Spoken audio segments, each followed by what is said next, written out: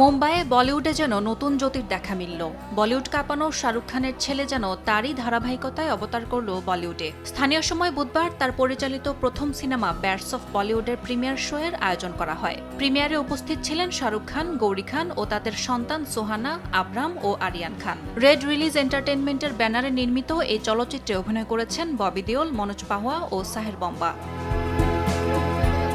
বলিউড তারকাদের ভিড়ে প্রিমিয়ার রূপ নেয় এক বড়সড় উৎসবে। রণবীর কাপুর, আলিয়া ভাট, কাজল ও অজয় দেবগন সহ বহু জাদুকরী মুহূর্তের সাক্ষী হন ফটোগ্রাফারদের ক্যামেরা। উপস্থিত ছিলেন অনন্যা পান্ডে, তামান্না ভাটিয়া সহ বলিউডের নামিদামি সব তারকা। শুধু চলচ্চিত্র জগতেই নয়, ভারতের শীর্ষ ব্যবসায়ী পরিবাররাও হাজির ছিলেন এই তারকাখচিত প্রিমিয়ারে। ভারতের প্রভাবশালী ব্যবসায়ী মুকেশ আম্বানি ও তার পরিবারও হাজির হন এই প্রিমিয়ারে। পাশাপাশি রাজকুমার হিরানি, ভিকি কৌশল, মাধুরী দীক্ষিত, ফারাহ খান, অর্জুন কাপুর, ফারহান আক্তার সহ বলিউডের শীর্ষ তারকারা ছবি প্রদর্শনীতে উপস্থিত ছিলেন। প্রদর্শনী শেষে অভিনেতা ও পরিচালক আরিয়ান খান কাস্ট ও ক্রুদের সঙ্গে মঞ্চে উপস্থিত হয়ে প্রথম সিনেমার অভিজ্ঞতা ভাগাভাগি করেন।